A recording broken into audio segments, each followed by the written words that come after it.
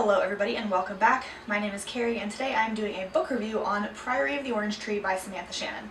For starters, this book is rather large. It is 804 pages and as a hardback, it is heavy.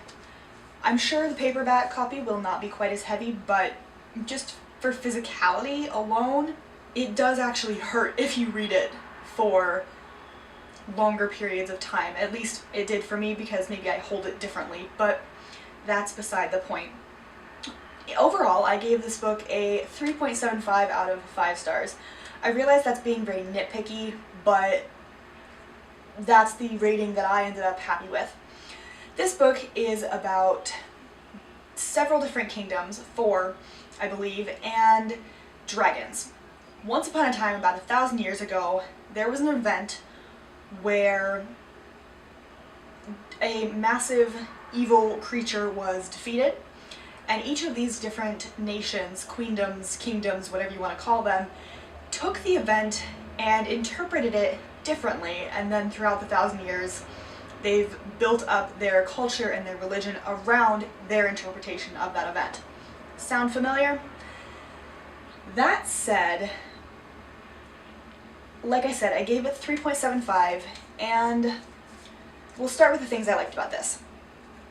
I will, as a side note, leave my Goodreads link down below as always, and I have a fairly in-depth review on Goodreads, so if you want to see maybe more coherent thoughts or just read it, check that out down below. But what I liked about it was the representation. There is a lot of great POC rep in this. There's also a lot of great LGBTQ plus rep in this. There's a couple of different queer relationships, and I did really enjoy watching those develop as the story progressed. I thought that was very well done.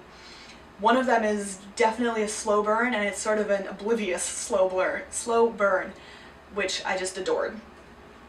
I also really enjoyed the dragons. I enjoyed the dichotomy between types of dragons, which you don't get to until a little bit farther in the book, but I'm not spoiling anything. The dichotomy, as it turns out, is very, very important, and that's all I'll say on that. But I loved that aspect of it. Also the history of dragons, or worms, or wyvern, and different branches or descendants of dragons and various other creatures. For example, cockatrices are apparently dragons and birds. It was interesting, and I love that kind of stuff. Loved it. The world building was amazing. It goes through the magic system in this in depth, which I thought was brilliant. Also, how each of the kingdoms developed and who is worshipped or what have you in each, and the ancestors even.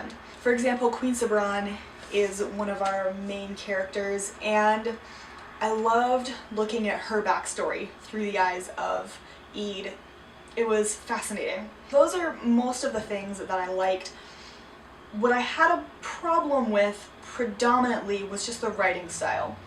It's still a good writing style, it's just not necessarily at all my favorite.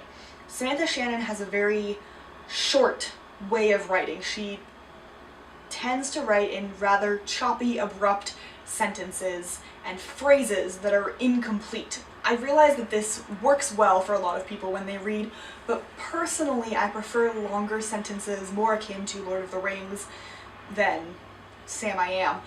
But this one just felt very short, and sometimes I had to change the punctuation in my head so that I could continue in the story without being taken out of it. But I was taken out of the story quite frequently because of the numerous periods that just broke up the sentence in ways that, in my opinion, should not have been.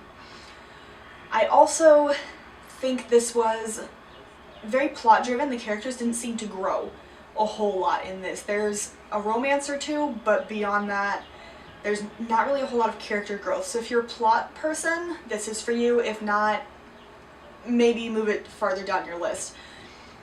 Also, it took about 200 pages for me to really get into the book, which I think for an 800-page book, that's not bad.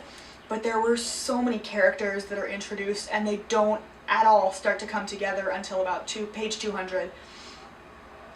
That part didn't necessarily bother me because I've read fantasies like that before. I think it's fairly common, but it was something that I had to get used to and adjust. Also, the flashbacks. This book does contain a lot of flashbacks, and I still cannot tell in some areas which ones were flashbacks and which ones weren't. That drove me nuts. I think that's probably, with the short sentences, my biggest complaint.